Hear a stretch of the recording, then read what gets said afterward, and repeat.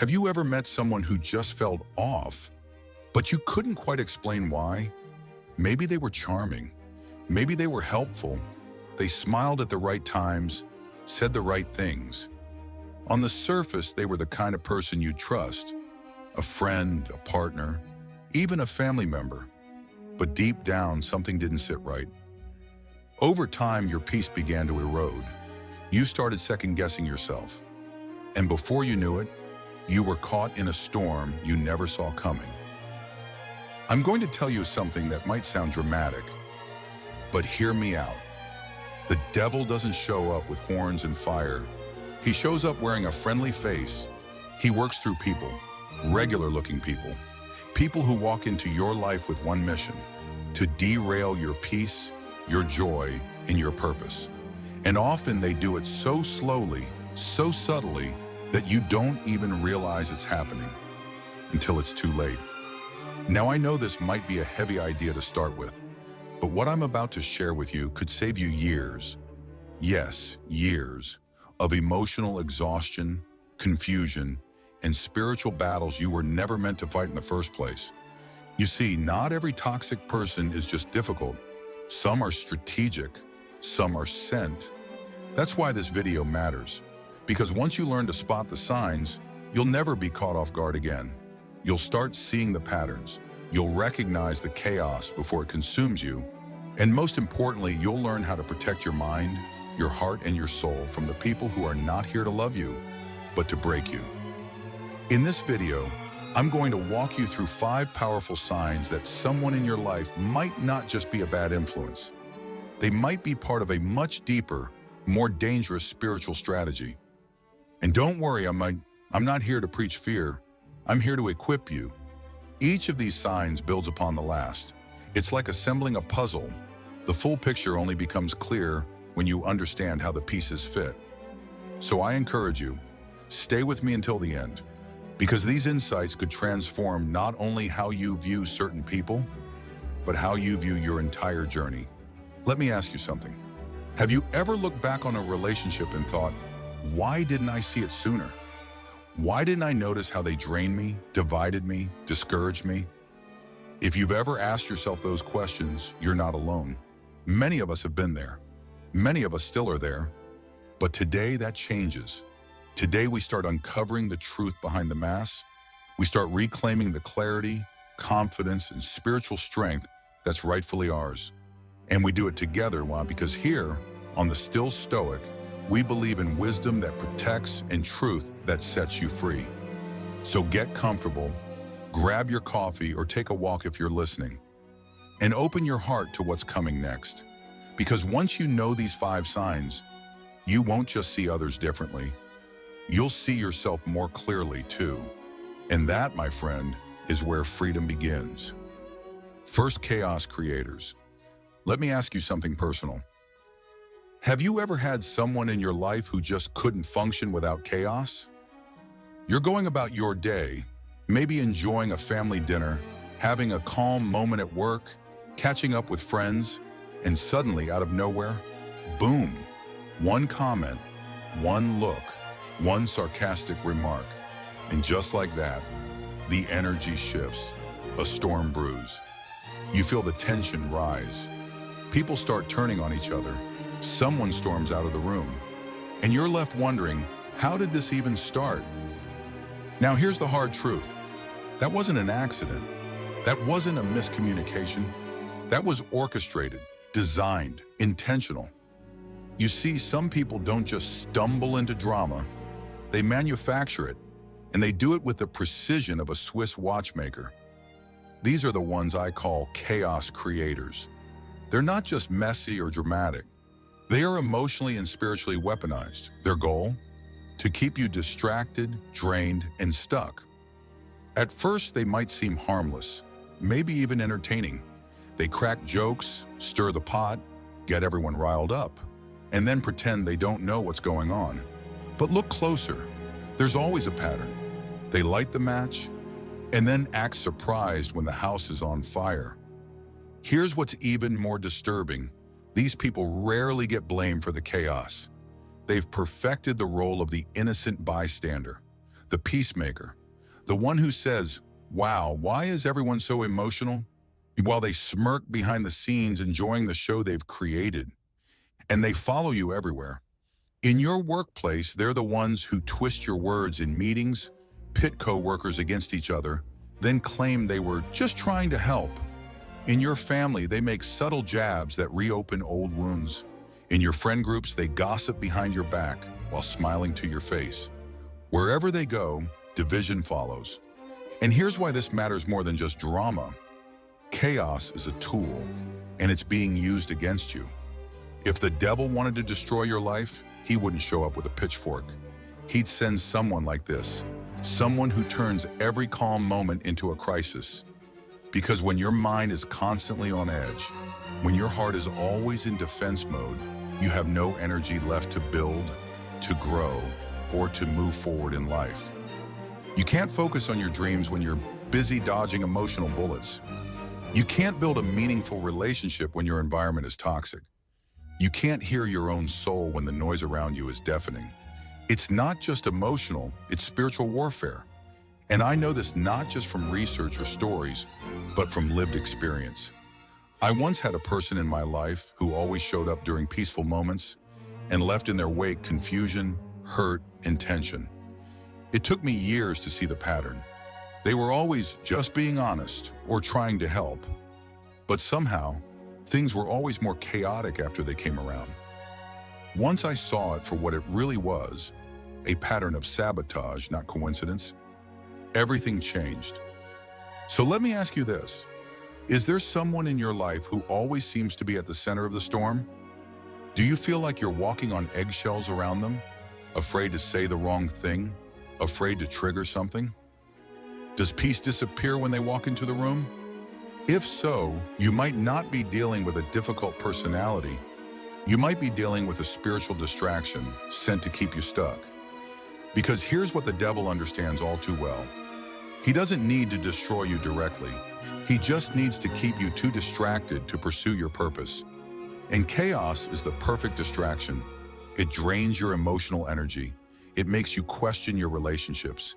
It keeps you stuck in survival mode instead of stepping into your calling. You can't thrive when you're constantly recovering from the latest emotional blow. But here's the good news. Once you see the pattern, you can stop the cycle. You can set boundaries. You can protect your peace. You can start choosing environments and people that nourish your spirit instead of poisoning it. Remember this. You are not here to manage other people's chaos. You are here to grow, to build, to become. So be honest with yourself. Identify the chaos creators in your life and ask the hard question, why am I still giving them access to my energy? Because your peace isn't just a nice to have. It's a spiritual asset, and it's time you start protecting it like your future depends on it, because it does. Second, isolation specialist. Let me ask you something that might hit close to home.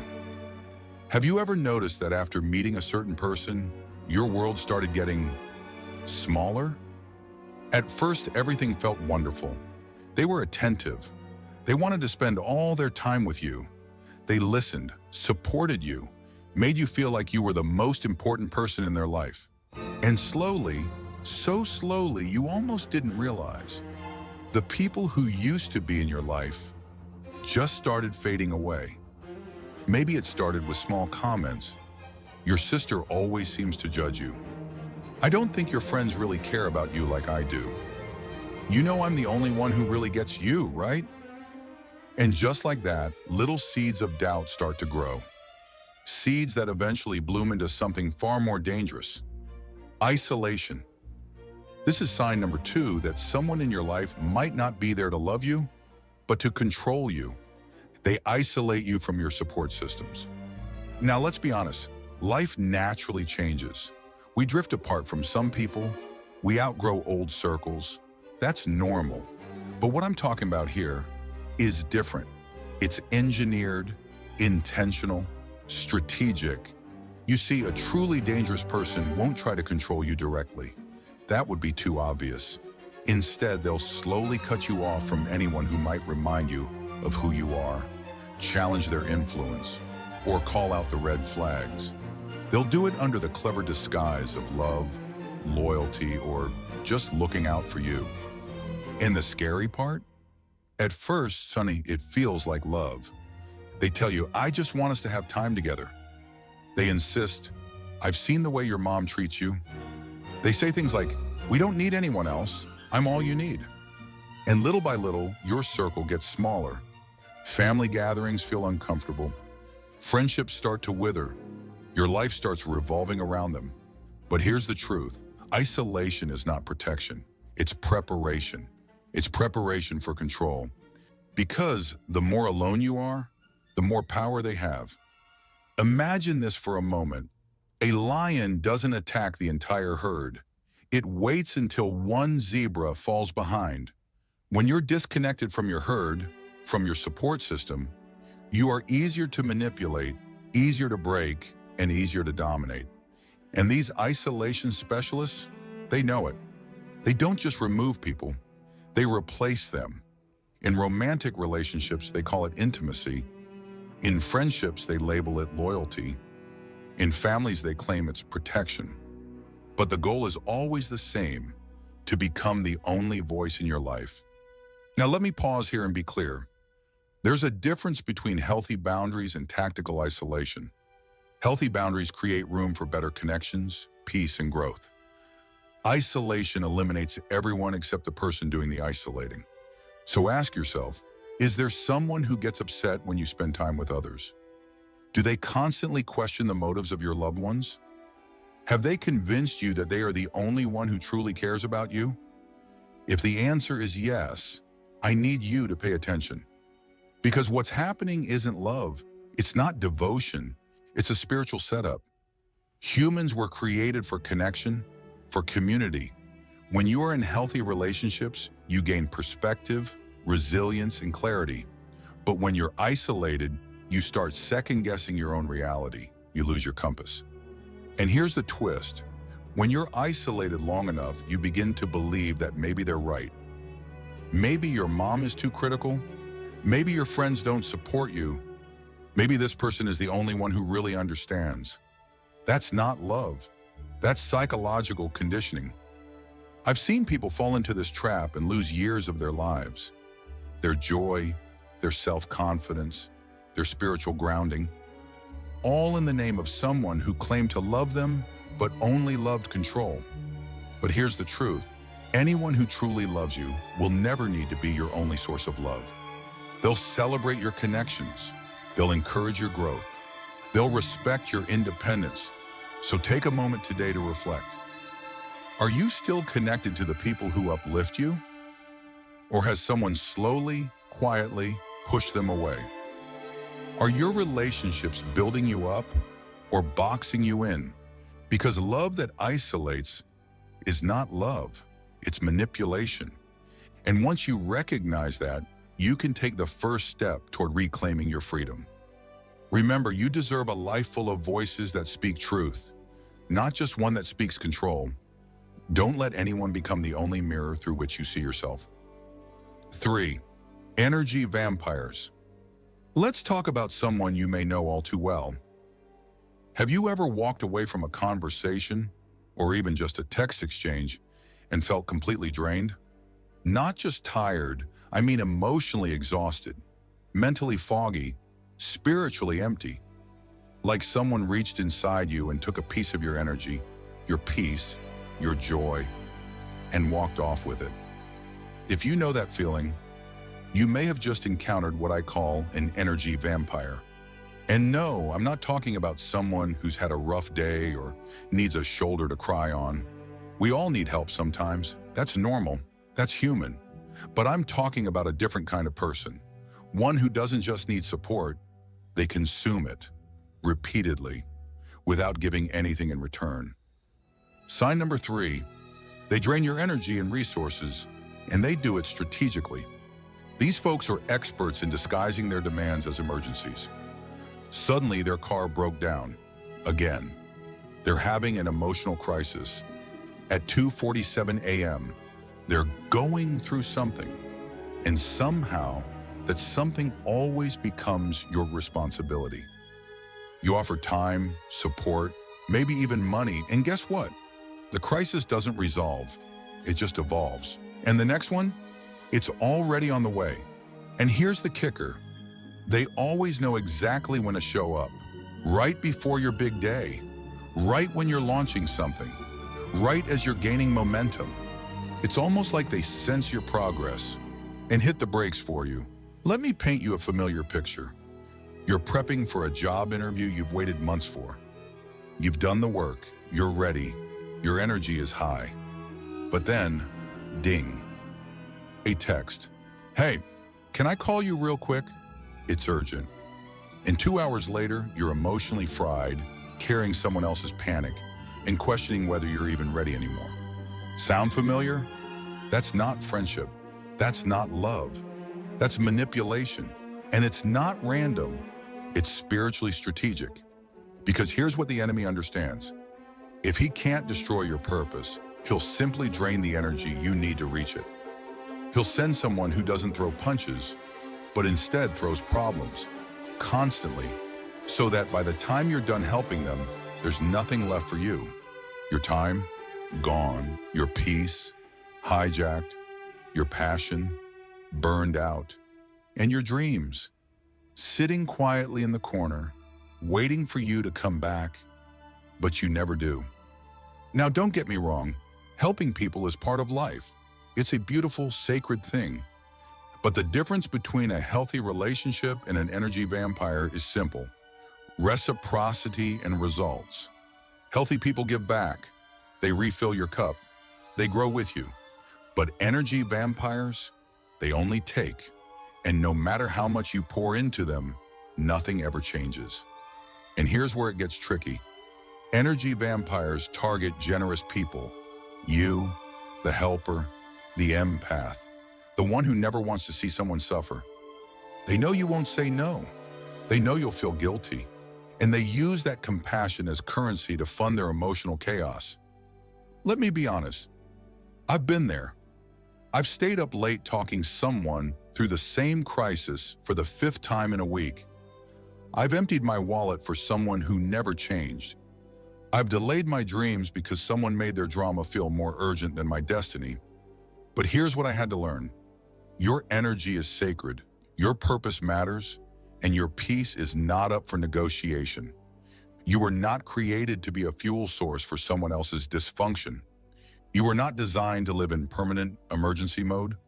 You were meant to create, to build, to rise, not to survive someone else's self-inflicted storms. So let me ask you, who in your life always seems to be in crisis mode? Who consistently leaves you feeling depleted after every conversation?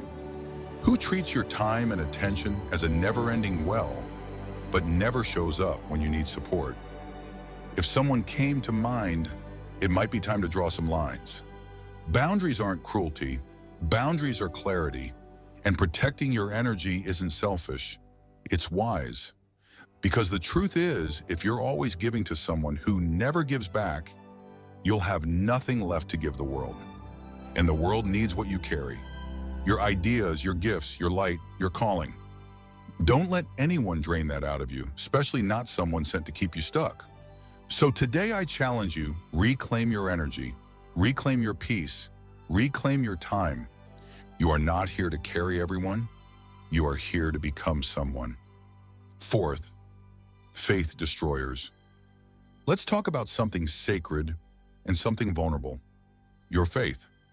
Now, whether you follow a traditional religion or you simply believe in something bigger than yourself, your faith is more than just a belief system. It's your anchor, your compass, your internal power source that helps you discern right from wrong, truth from illusion, and peace from chaos. But here's the warning most people miss. Not everyone wants to see your faith grow. Some people, in fact, are strategically sent to destroy it. This is sign number 4. They deliberately discourage your spiritual growth, and they're subtle about it. They won't come out and say, lose your faith. That would be too obvious. Instead, they chip away at it, little by little, with sarcasm, with logic, with concern. They'll ask things like, do you really believe prayer works? Isn't that kind of outdated thinking? Don't you think you're being a little too religious? And they'll frame it like they're trying to help you. They call it intellectual conversation, open-minded discussion, critical thinking. But let me ask you this. Why do those conversations only seem to go in one direction? Why is it that every question they ask somehow leads away from your spiritual center? Why is it that after every talk, you feel more confused than clear, more discouraged than uplifted? That's not an accident. That's an agenda. These faith destroyers don't just mock your beliefs. They time their attacks for when you're already vulnerable, when you're struggling, when you've just experienced loss, when you're questioning your path. That's when they swoop in with their wisdom, their alternatives, their shiny spiritual shortcuts that promise freedom, but deliver emptiness. You'll hear things like, "You don't need faith, just follow your heart. These crystals help me more than church ever did." Spirituality should feel good, not make you feel guilty. Sounds tempting, right? Because it is. That's the point. These ideologies often remove moral responsibility. They make everything about self and feeling, not growth and discipline. They say, whatever makes you feel good is truth. But real truth, real spiritual strength, it isn't always comfortable, but it's always grounding. Now, I want to be clear. This isn't about judging people with different beliefs. We can all learn from diverse perspectives. Real spiritual conversation welcomes questions. Real faith isn't fragile. But that's not what I'm warning you about here. This is about the persistent, calculated erosion of your spiritual foundation by someone who consistently mocks your breakthroughs, questions your convictions, undermines the practices that keep you grounded. And here's why that matters so much. Your faith, however you define it, is your source of power. It's what gives you discernment when something feels off. It's what gives you the strength to resist temptation. It's what helps you stay aligned when life tries to knock you off course. So if someone in your life is always trying to separate you from that, that's not a conversation, that's an attack. You see, from a spiritual perspective, when the enemy can't reach you directly, he'll try to sever your connection to the source. Because once that connection is gone, you're easier to confuse, easier to control, easier to manipulate. And many people never see it coming because it doesn't look like destruction. It looks like deep thinking. It sounds like freedom. But what it really is disconnection. Let me give you a real-life example. I once knew someone who called themselves a spiritual mentor. They were eloquent, well-read, charismatic. But every time I shared something sacred, a prayer experience, a meaningful scripture, a moment of clarity, they'd roll their eyes or reply with something like, "That's nice, but do you really believe that stuff still matters?" Over time, I found myself shrinking, censoring my joy, questioning things I once stood firm in. That's when I realized this wasn't mentorship. This was manipulation. And it had gone undetected because it felt like intelligence. But true wisdom never tries to cut your roots. It helps you grow deeper. So let me ask you, is there someone in your life who always challenges your beliefs but never listens to your perspective? Do you feel ashamed or embarrassed to talk about your spiritual life around them? Have you stopped engaging in practices that once gave you peace because someone made you feel silly for doing them? If the answer is yes, it's time to pause. Because anyone who actively works to pull you away from your spiritual center, no matter how clever or charming, is not working in your best interest. Your faith is not weakness, it's strength, it's clarity, it's power. And anyone trying to take that from you isn't just hurting your feelings. They're targeting your foundation. So protect it, guard it, and never be ashamed of it. Because when you're spiritually strong, you can stand tall through anything. 5. Insecurity exploiters. Let me ask you a powerful and maybe even painful question. Who knows exactly what to say to cut you the deepest and has actually done it. You see, we all have insecurities, every one of us. Things we're ashamed of, moments we regret, fears we try to hide, even from ourselves. And most of the time, we protect those parts carefully. We only reveal them to people we trust, people we believe will handle them with care, with love, with understanding. But what happens when the person you trusted the most uses your deepest wounds against you? That brings us to sign number 5. They weaponize your insecurities. These people have a terrifying skill. They can sense your weaknesses almost instantly, not because they're intuitive or empathetic, but because they're calculating. They listen closely in the beginning. They show you warmth. They create a safe space, just long enough for you to open up. And then, slowly but surely, they turn your vulnerability into their ammunition. Maybe they say it's for your own good. Maybe they mask it as honesty. I'm just being real with you. Maybe they act like they're helping you grow, but what they're really doing is shrinking you. Let me give you a simple example. Imagine you're celebrating a small win. Maybe you just landed a new job or hit a fitness goal. You're feeling proud, excited, maybe even a little more confident than usual. Then out of nowhere, that person chimes in with, "Don't get too excited. Remember how the last one turned out?" Or worse, "We all know you can't stick with anything." Ouch. It cuts, not because it's brutally honest, but because it was strategically chosen to hit your softest spot, exactly when you were starting to believe in yourself. Sound familiar? These insecurity exploiters don't fight fair. They keep a mental file cabinet of your fears and past failures, and they pull from it whenever they want to bring you back down, especially when you're rising. And it doesn't always come in the form of direct attacks. Sometimes it's subtle. A sarcastic comment in front of others. A reminder of your worst moment when no one asked. A quick glance, a scoff, or a story shared just to make you feel small again. Sometimes, it's not just one person, it's a group. They talk about you behind your back, or worse, they joke about your insecurities in front of others, wrapping cruelty in humor. "We were all just saying how you always..." That phrase right there, that's not funny. That's social sabotage. And here's why this tactic is so dangerous. When you're constantly focused on your flaws, your confidence dies. When your mind is filled with self-doubt, you stop moving forward. When someone keeps poking your pain, you start to believe you are the problem.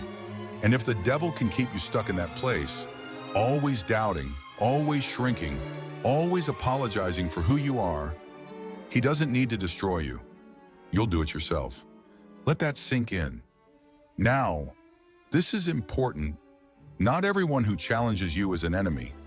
Sometimes real love does sound like tough truth, but there's a difference between someone who calls you higher and someone who drags you back into the pit you've been trying to climb out of. A true supporter doesn't weaponize your past. They remind you you're more than your worst mistake. They don't laugh at your fears. They walk with you through them. They don't shrink you. They help you expand. So here's the reflection moment. Is there someone in your life who always finds a way to make you feel small? Do you leave conversations with them feeling like less than you were before? Do they bring up things you shared in confidence, not to comfort you, but to control or embarrass you? If the answer is yes, it's time to protect your mind and your soul, because your self-worth is not up for debate. Your journey is not defined by your flaws, and your future should never be held hostage by someone who uses your insecurities as weapons. You were not created to live in a cage of self-doubt. You were meant to rise, to grow, to shine, and anyone who actively works to keep you trapped in shame, no matter how they label it, is not your ally. So what do you do now? Reclaim your narrative. Reconnect with people who speak life into your dreams. Remove access, emotionally or physically, from those who tear you down under the disguise of truth. And most of all, remind yourself every single day, you are not your insecurities. You are not your past. You are not their opinion. You are becoming something stronger. And no one gets to stop that unless you let them. So now that we've walked through all 5 signs, the chaos creators, the isolation specialists, the energy vampires, the faith destroyers, and the insecurity exploiters, you might be thinking, what now? How do you actually protect yourself from people who wear such convincing masks? The truth is, people who are sent to derail your life rarely show just one of these signs. Most of the time, it's a mix, a dangerous cocktail of manipulation, confusion, and emotional exhaustion. And if you're not careful, you can get so used to the drama, so numb to the red flags, that you start to believe this is just life. But let me be clear, it's not. You are not meant to live in constant survival mode. You are not designed to walk on eggshells, doubt your worth, or question your path every single day. You were created with purpose, with clarity, with strength, and that means you can reclaim your peace. So here's where we begin. Step 1, trust your gut. You know that inner voice? The one that whispers, something isn't right here. That's your spiritual discernment. Don't ignore it. That intuition often shows up long before your mind catches on. When your spirit feels disturbed, listen. Step 2, create distance. You don't need a dramatic exit or a shouting match to walk away. Quiet distance is enough. Reduce their access to your time, your energy, your vulnerability. Not everyone deserves a front row seat to your life, especially if they keep throwing stones from it. Step 3, set boundaries and stick to them. They might guilt trip you. They might accuse you of being selfish or cold. But boundaries are not cruelty. They are clarity. You are allowed to protect your peace. You are allowed to say no. You are allowed to walk away from what wounds you. Step 4, reconnect with the right people. The enemy's tactic is always the same: divide and conquer. That's why isolation is so effective. When you're alone, you're easier to manipulate. So reach back out. Call the friend you drifted from. Rebuild those healthy connections that once reminded you of who you really are. Step 5, forgive, but don't forget what you've learned. Forgiveness is for you, not for them. It frees your heart. But forgiveness doesn't mean access. You can forgive someone and still choose not to let them back in. Healing doesn't mean going back to what broke you. And here's the big truth I want to leave you with. Knowledge is power, but it's also protection. Now that you know what these signs look like, you're not in the dark anymore. You don't have to wonder if it's just you being too sensitive or too emotional. You can call it what it is. You can see it clearly, and you can act. Because you're not just protecting your peace, you're protecting your purpose. And if this message resonated with you, if you recognize someone in your life as we walk through these signs, please don't keep it to yourself. Share this video. There is someone out there going through the exact same confusion, the same emotional tug of war, who desperately needs to hear this. Be the reason they finally understand what they've been battling all along. And if this content spoke to your soul today, do me a favor. Hit that subscribe button so you don't miss the next episode. Drop a comment below and let me know which sign hit you the hardest. Your story might help someone else more than you realize. And share this video with someone you care about. It might be the beginning of their healing journey too. Until next time, remember, protect your peace, honor your spirit, and walk boldly in your truth. I'll see you in the next video.